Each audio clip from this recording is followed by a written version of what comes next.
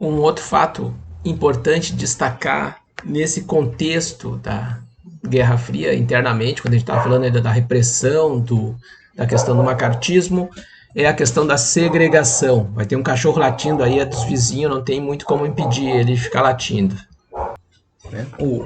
A segregação é uma situação dramática dentro dos Estados Unidos, a segregação racial, no qual os negros estão excluídos numa parte dos Estados Unidos, dos estados deles, né, das regiões que compõem os estados deles, estão excluídos de qualquer direito político e de direitos sociais, como frequentar escolas com os alunos brancos, de frequentar universidades, de portar armas, onde os brancos podem portar armas, de frequentar espaços públicos. A segregação é um resultado lá da época da Guerra Civil. No ano passado a gente estudou a Guerra Civil dos Estados Unidos, Acabando o Pai Tomás, aquele romance da Harriet Stone, que denunciou a questão da escravidão, né? Isso em 51 para 52. Em 1960, a eleição do Lincoln vai empurrar o país para uma guerra civil, na qual os confederados, da onde nasce a Ku Klux Klan, vão lutar contra o norte do país, vão se separar e vão tentar fazer um país à parte. Isso inicia uma guerra interna, uma guerra civil, que é a guerra mais brutal da história deles. Né? A derrota do Sul, no entanto, não acabou com a segregação. Os países do Sul lutaram, né, para garantir o direito de manter os escravos e, com a derrota definitiva deles, a escravidão é abolida, mas eles criam leis segregando os negros. Então, nessa região toda que lutou contra o norte, vão surgir leis chamadas leis Jim Crow, logo depois do fim da Guerra Civil. A guerra termina em 65 e 64 para 65 oficialmente. Logo depois começam a surgir essas leis de segregação, né? Que, entre outras coisas, proibiam casamentos interraciais, que permitiam que uma multidão pudesse linchar uma pessoa negra basicamente por ele ser acusado sem prova nenhuma de ter molestado uma mulher branca na rua, que impediam as crianças de frequentar as mesmas escolas, que impediam os negros de andar nos ônibus junto com os brancos quando começaram o sistema de transporte, nos trens também. Então haviam áreas para os negros, áreas para os brancos. Eles não podem frequentar parques públicos nessas regiões, eles não podem frequentar banheiros públicos, eles não podem tomar água nos banheiros, nos bebedouros públicos, eles não podem frequentar bares, sorveterias, cinemas destinados para a população branca.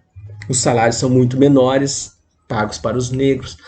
Então há uma situação toda que vai acabar, né, representando esses casos de segregação, né? É uma política oficial desses estados. E os negros não têm principalmente direito a voto nessas regiões. Nos Estados Unidos, diferente diferente de outros países, tudo é decidido no voto. Então, enquanto, por exemplo, no Brasil, tu tem um concurso público que vai escolher um juiz para um determinado caso, ou um promotor, ou um concurso público vai, né, escolher, selecionar quem vai ser o delegado de polícia. Nos Estados Unidos, esses cargos são praticamente todos eletivos. O xerife é eleito, que é o agente municipal de polícia. O promotor, que é quem denuncia os casos criminais, é eleito. O juiz, que é quem julga os casos criminais, é eleito, e o júri, que é quem apoia ou não a condenação de uma pessoa, também é escolhido entre eleitores. Se o negro não vota, ele não escolhe o xerife, ele não escolhe o delegado, ele não escolhe o juiz, ele não escolhe o promotor, ele não escolhe o deputado, ele não é escolhido como jurado. Então, o sistema político e judicial, ele é todo dominado pelos brancos. E brancos, nesse caso, significava falar da Ku Klux Klan, né? Então, os negros estão segregados desde o fim da Guerra Civil, e essa lei de segregação vai vigorar até 1964. Portanto, o auge da Guerra Fria ali ainda tem os Estados Unidos como um país segregado, no qual o Sul era uma região de apartheid, né, de segregação legal. A África do Sul, aliás, vai copiar desses estados o seu regime de segregação racial. um exemplo de como isso se perpetua no tempo, não só pelos casos de racismo que nós estamos vendo denunciados hoje, a todo momento, a violência brutal contra negros nos Estados Unidos, é a eleição do Obama em 2008, o primeiro mandato do Obama. Se a gente olhar o mapa, né, dos votos, os estados em azuis votaram no Obama, os estados em vermelhos votaram na época no Romney, que era o candidato, né, a presidente pelos republicanos. E reparem bem que aqui, se a gente olhar isso aqui, é o desenho praticamente da Guerra Civil. Os estados que tinham escravidão, com uma exceção ou outra, eles votaram nos republicanos contra o candidato negro. Esse cinturão aqui vai ser colonizado depois da Guerra Civil, basicamente, então ele ainda não era uma área de, né, influência política na época da Guerra Civil. Né? E a gente vê depois que esse chamado meio oeste, né? O Middle West, ele é todo republicano, mas as costas, a costa oeste, né, e a costa leste são progressistas. A Flórida está em azul porque aqui ainda não havia um resultado oficial quando esse gráfico foi feito. A eleição na Flórida atrasou. O Obama acaba ganhando aqui, o que decide as eleições, já que na eleição do Bush, em 2001, o Bush, na verdade em 2000, ele se assume em 2001, o ano dos ataques das Torres Gêmeas, o Bush ganhou as eleições aqui, depois que a Suprema Corte deles, o STF deles, anulou o voto dos negros, e com isso mudou o resultado das eleições aqui. E aqui a gente olha uma sobreposição, né? Os estados que tinham escravidão, os estados que têm leis de segregação e os estados que votam contra o Obama. Reparem como há uma manutenção ao longo da história desse comportamento. Portanto, se diz que isso é algo estrutural, que acontece independente da época. Né? As pessoas mudam, mas tem coisas que não mudam, que continuam. É uma estrutura. O racismo é algo que está introjetado, né, nas gerações. Trocam gerações e o racismo fica. Né? Aqui uma série de tweets também que vão ser racistas, que vão se espalhar pelos Estados Unidos depois da eleição do Obama. A gente vê como, apesar de se espalharem por outras zonas, a gente tem uma concentração, né, nessa área toda de escravidão. E os negros estão segregados, eles não podem frequentar zonas para brancos. Em 1955 tem o assassinato do Emmett Till. Ele é um menino de 14 anos dos estados do norte dos Estados Unidos. Não é de uma região que tem segregação, mas ele vai visitar uma família no Mississippi, que é um estado muito segregado. E ele é falsamente acusado de molestar uma moça na rua, de mexer com ela. E aí uma multidão lincha ele. Eles amarram o rosto dele com arame farpado. Né? Deformam ele e depois afogam ele num rio. Né? Os acusados por esse crime bárbaro são julgados. O julgamento dura 1 hora e eles são absolvidos, porque o juiz era branco, o promotor era branco, os policiais eram brancos, os jurados eram brancos. Né? E eles são absolvidos, não são condenados. E em 2007, a mulher, que seria a vítima do Emmett, confessou que ela mentiu, que ele não tinha perturbado ela, mas que na época, ela alega que na época, devido à grande repercussão, ela ficou com medo de admitir que estava mentindo, não quis voltar atrás, o que também é questionável, né? E com a morte do Emmett, e depois com a ação da Rosa Parks, em 55, de se recusar a trocar de lugar no ônibus, ela senta num lugar de brancos, num ônibus segregado, e é presa por conta disso, vai começar uma resistência dos negros contra essas leis de segregação. É um movimento pelos direitos civis, que vai ser liderado pelo Martin Luther King. Aqui, por exemplo, nós temos negros sendo retirados à força pela violência de uma sorveteria. Eles não podiam frequentar, a lei não permitia, então o que eles faziam? Eles iam lá e sentavam e ficavam aguardando para serem retirados à força. Era um protesto pacífico deles, eles não resistem, não enfrentam os brancos. É uma resistência que o Martin Luther King vai usar, chamado resistência civil, desobediência civil, que ele vai copiar do Gandhi, lá da África do Sul, que é uma forma de resistência pacífica. O Martin Luther King é um pastor batista, né? É um pastor, portanto, mas muita gente nos Estados Unidos vai acusar ele de comunismo, por ele se colocar contra a segregação. O Mandela, o líder negro que luta contra o apartheid na África do Sul, também vai ser acusado de comunismo por se confrontar com o racismo. Então essa história de comunismo, que vem lá do macartismo e que parece que acontece de novo nos dias atuais, é um termômetro. Os nazistas também usaram isso. Quando alguém se opunha a eles, eles acusavam de comunista. Então, quando uma sociedade começa a falar muito em comunismo, tem algo errado com ela. Ainda mais em sociedades como nos Estados Unidos ou como no Brasil, que estão muito distantes de qualquer possibilidade de, né, viver um regime comunista. Né? Aqui uma manifestação dos negros, né, também no Mississippi, né, e a polícia solta cães contra os manifestantes. Isso foi televisionado, essas cenas correram o mundo.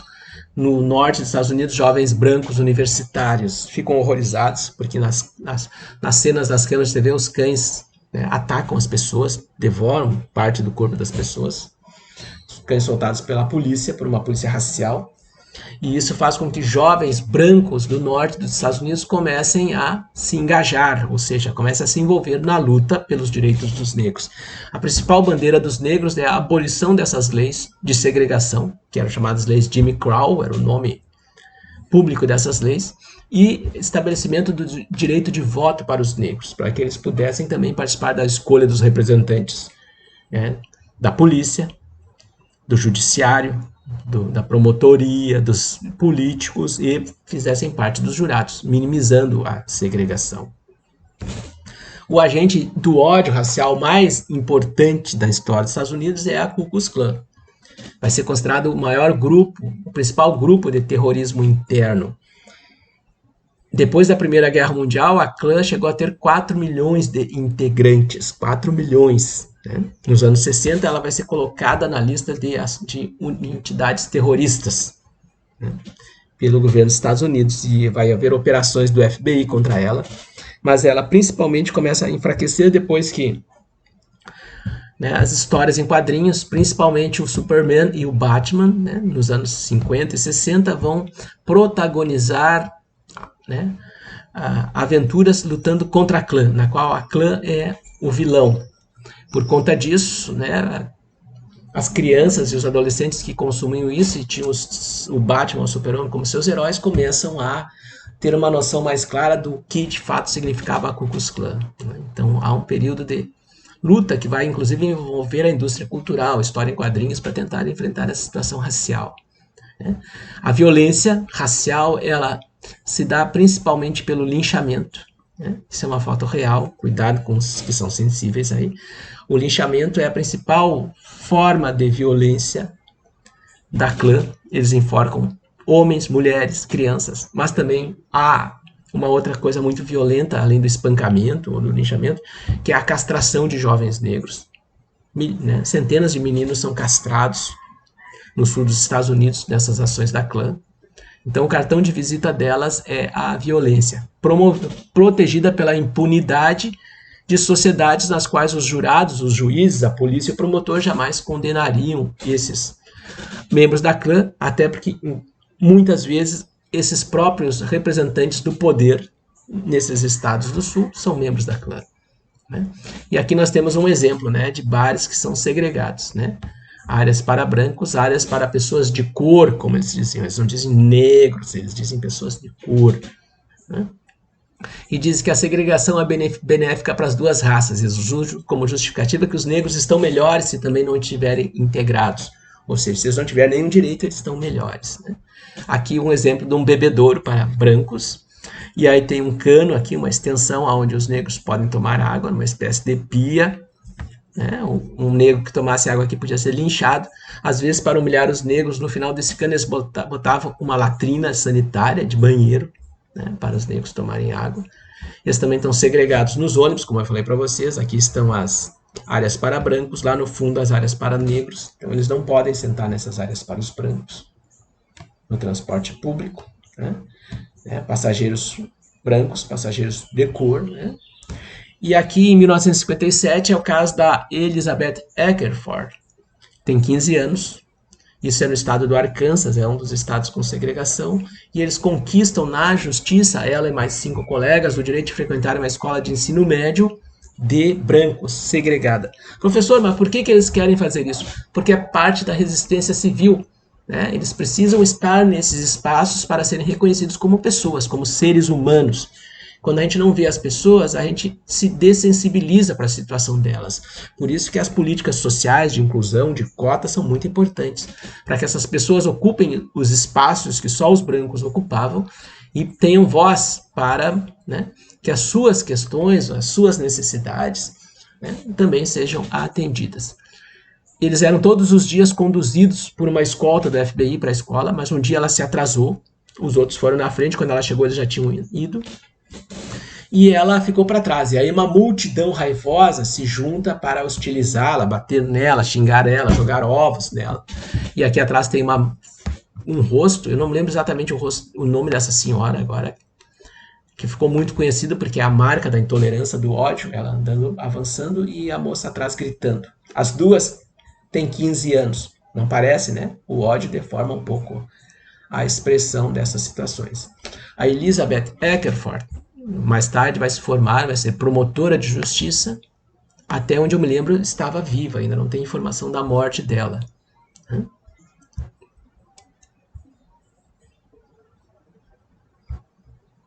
E aqui o James Meredith. O caso Meredith é um caso famoso também, vai acontecer no Mississippi.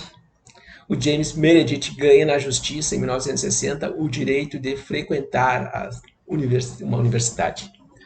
Mas, né, o governador na época, o Wallace, ele conclama a população a impedir ele de frequentar as aulas. O Wallace faz um discurso no qual ele grita segregação ontem, segregação amanhã, hoje, segregação sempre. E aí ele tinha que ser escoltado por agentes do FBI para frequentar as aulas, né? Tem um caso famoso que num dia, numa das saídas da universidade, ele é atacado por uma multidão e ele é baleado no meio da rua. E a ambulância chega para tentar socorrê-lo e eles não deixam, a população não deixa. Ele fica agonizando no meio da rua, sangrando. Um agente do FBI que acompanhava ele também vai ser baleado. Tem um filme muito importante, que eu vou falar dele um pouco mais adiante, e no qual esse agente também vai participar de uma outra história verídica. Né? O Meredith ainda está vivo, virou um militante dos direitos civis. Né? Nós temos o caso da Ruby Bridget. Em 1960, ela tem 5 anos, e ela conquista o direito de frequentar uma escola primária, uma escola de crianças também. Os pais dela ganham na justiça. Era uma escola que tinha perto de 800 alunos. Ela vai ser a única aluna negra da escola. E ela tinha que ser escoltada todo dia por agentes do FBI para ir à escola, porque senão são 4 agentes escoltando ela, porque senão ela ia ser agredida fisicamente pelos pais das outras crianças. Reparem que aqui tem um tomate que explodiu na parede, que alguém tentou atingi-la, né?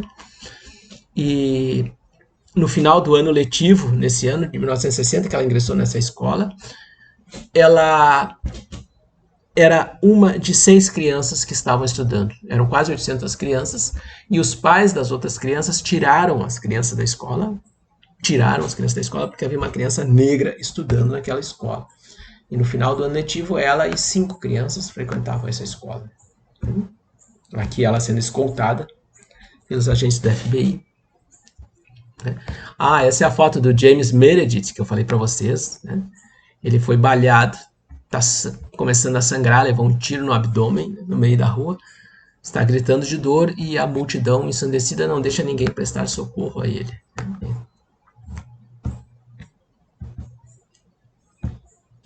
E aqui alguns cartazes da época contra a integração nas escolas. Vejam bem, comunismo, né? Os comunistas infiltrados, né? E a integração, não queremos integração, né, nas nossas escolas, né? Porque isso é comunismo, vejam bem. Colocar crianças brancas e negras estudando junto é comunismo. Isso era o efeito ainda do macartismo, né? Essa coisa de comunismo, que a gente escuta muito na época. Aqui tem uma outra foto famosa, ó. Mistura racial é comunismo, né? Parem com a integração racial, né? Isso é raças misturadas, é comunismo. comunismo, vejam bem, né? Coisas assim que a gente viveu na época. Só que em 1960, os Estados Unidos dão um cavalo de pau. O John Kennedy é eleito presidente dos Estados Unidos numa eleição inesperada, ninguém achava que ele ia ganhar a eleição. Ele ganha as eleições contra o Richard Nixon, que é um reacionário, que era o assessor daquele senador do macartismo, o Joseph McCarthy, e que vai ser o presidente eleito em 1968. O Kennedy é eleito com uma agenda muito progressista. O Kennedy não tem ligações com a Guerra Fria. Ele representa o movimento estudantil de Nova York. Ele é católico num país protestante. Ele tem 42 anos quando é eleito. É o presidente mais jovem eleito, né? E o Kennedy tem uma agenda que incluía que os Estados Unidos retirassem a sua participação no Vietnã, o que permitiria usar os 100 bilhões de dólares gastos anualmente em políticas internas. Essa é a grande diferença dos democratas e dos republicanos, é como eles gastam os recursos internamente para a própria população. Os republicanos têm um discurso de que cada um tem que se virar, que o Estado não tem que ter políticas sociais, e os democratas têm um discurso de que o papel do Estado é ajudar as pessoas a melhorarem de vida, a resolver os problemas sociais. E o Kennedy ganha, né, prometendo sair do Vietnã e usar esses recursos em benefício da comunidade, principalmente da comunidade negra. Olha, o Vietnã é um negócio de 100 bilhões de dólares por ano, como eu disse. Tem muita gente ganhando muito dinheiro dentro da indústria bélica e dentro do setor militar com a questão da guerra do Vietnã. E aí o Kennedy resolve atrapalhar esses negócios. Em 63, ele é assassinado num complô no Texas, na cidade de Dallas. Nós vamos ter uma aula só para falar sobre isso, né? Um complô que envolve gente da Ku Klux Klan, gente da indústria bélica e mafiosos cubanos que viviam nos Estados Unidos, que fugiram para Cuba depois da Revolução Cubana. E ele é assassinado, né, num atentado na cidade de Dallas. Quem viu o Umbrella Academia vai lembrar que tem um momento que o 5, né, o 5, né, o 5 é contratado para matar o Kennedy. Ele está numa cerca, né, de frente para o carro, que é onde se imagina que os tiros realmente apareceram, mas eles escolheram um bode expiatório, Lee ou outro, para botar a culpa. Vou falar disso com mais atenção. No Watchmen, quem viu ou leu o Watchmen também acontece isso. O comediante, ele está naquela mesma cerca, dá um tiro frontal contra o Kennedy, a cabeça dele cai para trás, parte do cérebro dele, do crânio, se espedaçam sobre o capô do carro. Portanto, é um tiro que veio da frente para trás, o impacto joga ele para trás e expulsa parte do cérebro dele para trás. A Jackie Kennedy, num momento desesperado, entra no carro, sobe no capô do carro, para tentar recolher esses pedaços, na expectativa de que os médicos pudessem colocá-los de volta, implantá-los de volta. Tem gente se atirando no chão, na grama, com medo dos disparos. O vice-governador do Texas está aqui na frente, ele leva 5 tiros, né, ferido 5 vezes. O Kennedy tem 2 ferimentos, mas a CIA e o FBI vão dizer que o Lee Oswald atirou daqui, das costas, a uma distância muito grande, entre um arvoredo, tinha uma mata entre ele e o Kennedy, onde ele supostamente estaria, né, e ele teria dado apenas 3 tiros, mas eles têm 7 ferimentos. Eles vão ter que criar uma teoria muito fantasiosa para explicar isso. O Lee Oswald foi encontrado a quilômetros de distância num cinema, vendo um filme depois do assassinato do Kennedy. Matei o Kennedy, vou ver um filme. No local do crime, eles encontram uma arma com o nome dele, Lee Oswald. O cara disse, hoje eu vou trabalhar em tal lugar, eu vou levar a minha arma com o meu nome. O Kennedy está aparecendo ali, vou matar ele com a minha arma, vou embora, vou deixar a minha arma aqui para mostrar que era minha. Coisas assim, né? E com a morte do Kennedy, a subida ao poder do Lyndon Johnson. O Johnson vai comandar o envolvimento mais pesado dos Estados Unidos com a guerra do Vietnã.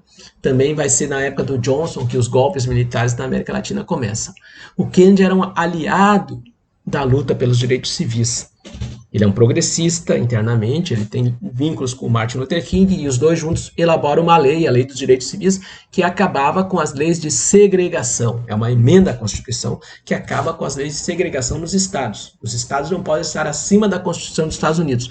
Eles não podem fazer aquilo que a Constituição não permite. E a Constituição passa a ter, com a Lei dos Direitos Civis, passa a proibir leis segregando negros. Por conta disso, as leis do Sul deixam de ser legais, se tornam ilegais agora, as leis de segregação, né? Em 64 tem um episódio muito famoso que vai agravar essa luta dos direitos civis, que é a questão de 3 meninos de Nova York que desaparecem no Mississippi, numa cidade chamada Jesup, né? 2 meninos brancos e um menino negro, depois da aprovação da lei dos direitos civis, que agora os negros, para votarem, têm direito a voto, mas eles precisam se registrar nas cidades como eleitores. O voto não é obrigatório, então tu pode ou não te registrar. Só que quando os negros tentavam isso, eles eram impedidos.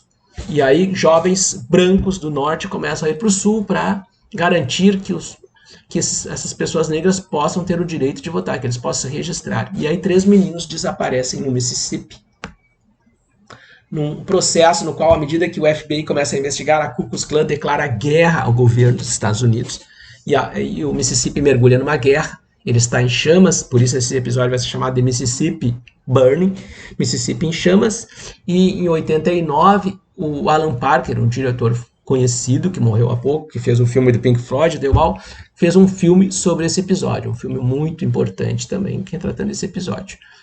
Em 65, o Malcolm X, que é um dos 2 grandes líderes da comunidade negra nos Estados Unidos, o Malcolm X é assassinado numa onda de repressão que está se abatendo contra a liderança dos direitos civis. 63, o Kennedy, 65, o Malcolm X, 68, Martin Luther King é assassinado, abril de 68.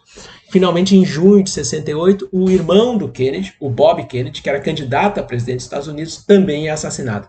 Então, há uma onda de violência política contra os líderes dos Estados Unidos. Os Panteras Negras, que vão surgir como um partido de reação, eles pregavam o direito de defenderem com armas, né, a população negra da violência dos brancos. Os Panteras Negras também são perseguidos, seus líderes são acusados de falsos assassinatos, são assassinados. Né? Agora está no Netflix, nesse momento, um filme chamado The Trial of Chicago of Seven, o julgamento dos 7 de Chicago, está no Netflix, se vocês tiverem, procurem, que trata desse momento, mostra o julgamento de um dos líderes dos Panteras Negras, com outros jovens que lutavam contra a Guerra do Vietnã e a segregação na época, e que foi falsamente acusado de assassinato. E no meio disso também tem o assassinato do Fred Hampton, que é um outro líder dos Panteras Negras, ele é morto com mais de 50 tiros dentro de casa, dormindo, mas a polícia diz que ele reagiu a uma batida policial. A Angela Davis, que está viva até hoje, também é outra ativista que é perseguida, acusada falsamente de assassinato nos anos 70. Começa um movimento chamado Free Angela, Libertem Angela Davis. Vai ser um movimento que depois vai ser usado também para libertar o Mandela, Free Mandela, né? Em 68, nos Jogos Olímpicos no México, o John Carlo e o Tommy Smith fazem o símbolo do punho cerrado, que era o símbolo dos Panteras Negras. Por conta disso, eles são banidos dos Jogos Olímpicos e têm a medalha de ouro e a medalha de bronze caçada apenas por conta desse gesto.